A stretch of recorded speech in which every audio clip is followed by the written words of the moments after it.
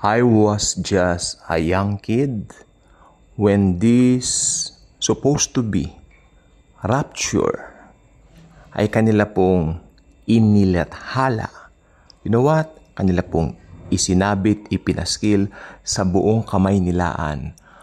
Nakalagay, Rapture of the Church, October 28, 1992.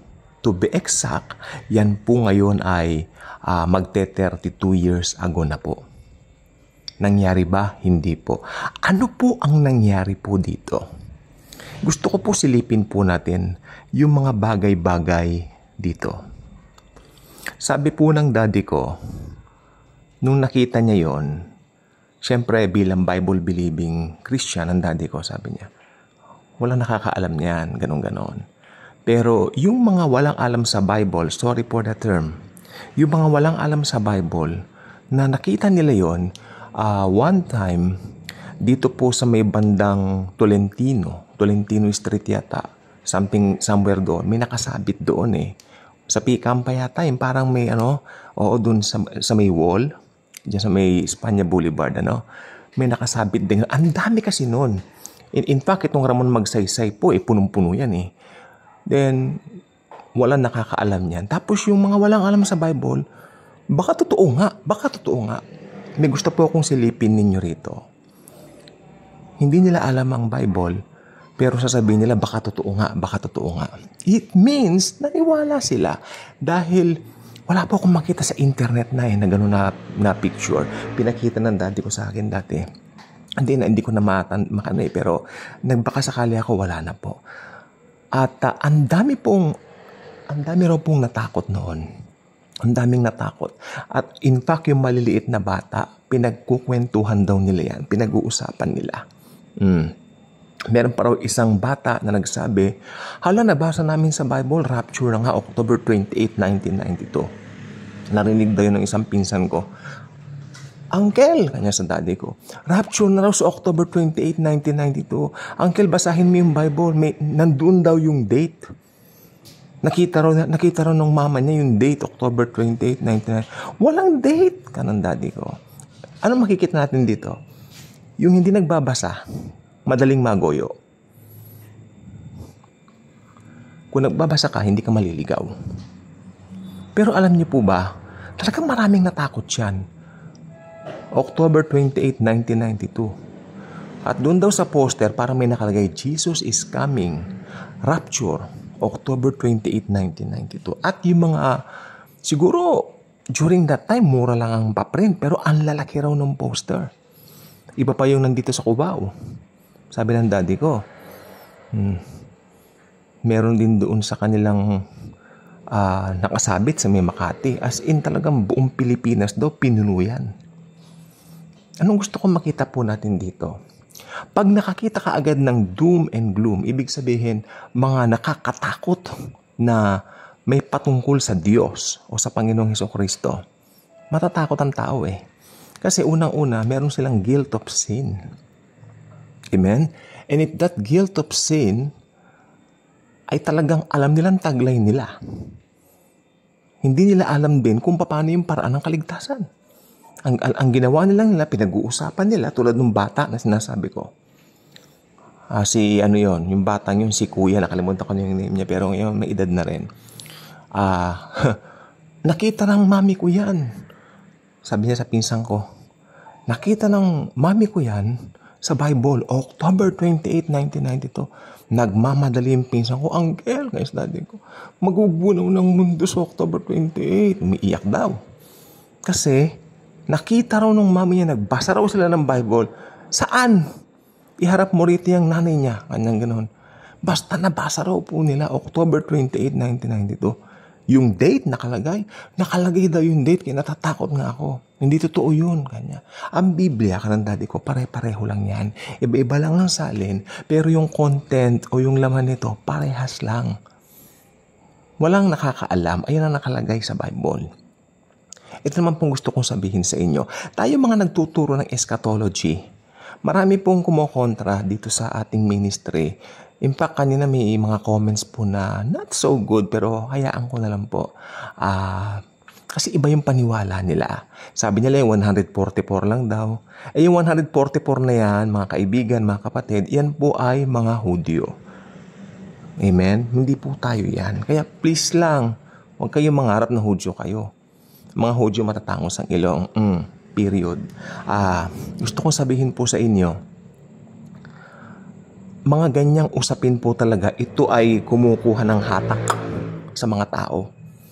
Especially raw, noong 1992, they started, you know what? They started bringing out these posters.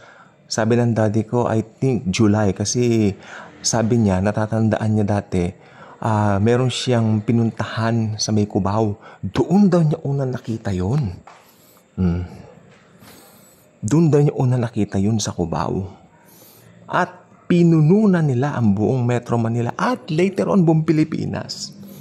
See? Pero ito pong sasabihin ko sa inyo, yung nagpalaganap niyan talaga pong naniniwala.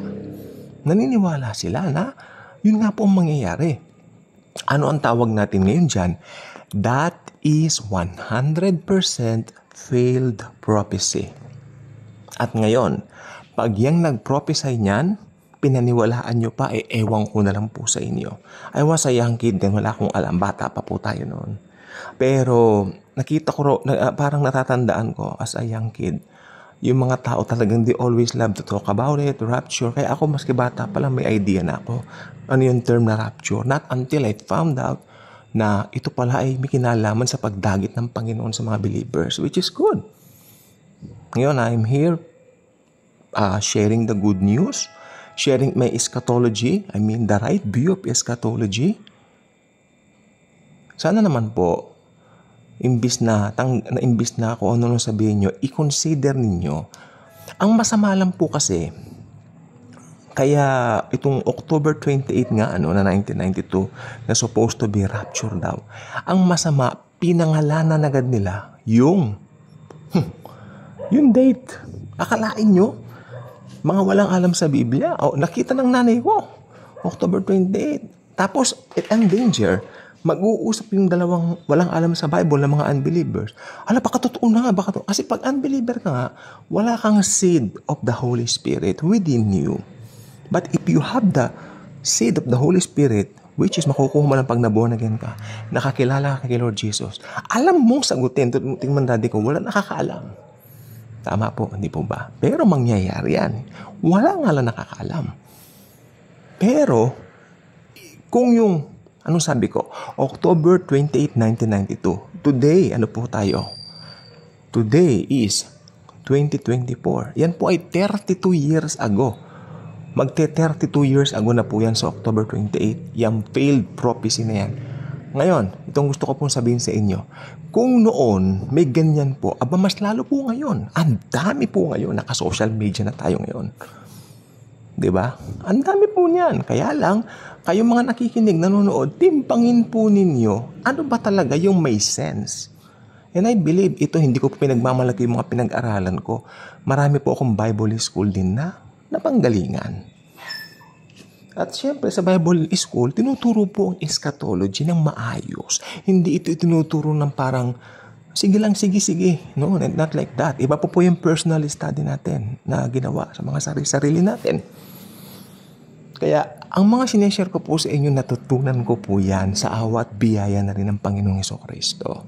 Hindi po ako mag-share dito ng kung ano-ano lang na parang sabog-sabog. No. Ito po ay gusto ko pong matutunan po natin. Mahilig po talaga ang mga tao sa doom and gloom. Yan po ang pinaka-lesson ng October 28, 1992. Hindi po nangyari. Ako hindi ko po alam anong denomination yon, pero malamang nagtuturo ng Biblia. Amen. Kaya sabi ko po sa inyo, not until ma-born again kayo, ano pong born again? Ang born again ay naniwala sa tinapos na gawa ng Panginoong Jesus sa cross. Hindi yung sasabi, naniniwala ako Lord, pero magpapabautismo ako. Naniniwala ako pero gagawa ako mabuti. Lord, ang bautismo, hindi siya necessary for salvation. But, if you are a true believer, magpapabautismo ka. Dahil ang bautismo, ito ang pagsigaw mo. Ito ang pagpapahayag mo sa buong world, sa buong mundo, that you love Jesus and Jesus loves you. Ang mabubuting gawa, yan ay bunga ng kaligtasan mo. Amen? Hindi yan ugat ng kaligtasan. Ang ugat ng kaligtasan, isa lang, ang Panginoong Hesukristo lamang. Yung failed prophecy yan ng October 28, 1992, yan po, itanong niyo po doon sa mga may edad, maaalaala nila yan. Halimbawa, narinig niyo itong vlog na ito. Itanong niyo, may natatandaan ba kayo 32 years ago? May mga nakasabit dito sa Maynila. Aba, sabihin ko po sa inyo, yung Quiapo, punong-puno yan. Sabi ng daddy ko.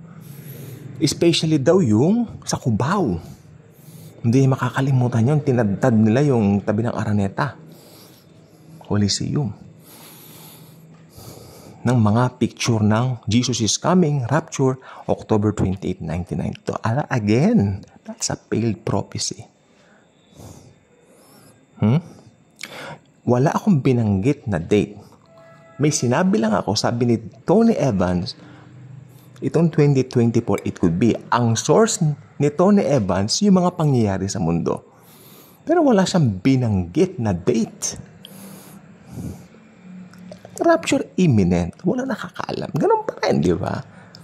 No. Kaya sabi ko po sa inyo, pag inaral mong mabuti ang Biblia ng rightly dividing the word of truth, hindi ka maliligaw.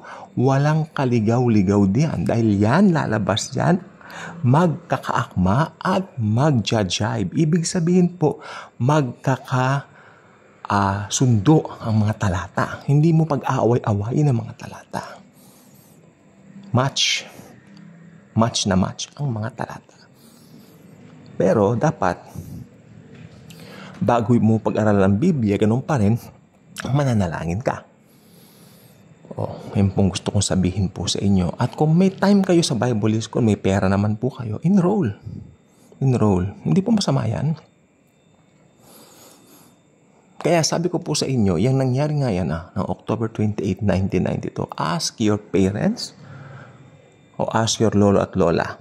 Natatandaan niyo po ba yun? At sasabihin nila, nagulantang ang buong Metro Manila diyan sa news na yan. Kaya kung hindi pa kayo subscriber sa ating channel, I invite you to do so.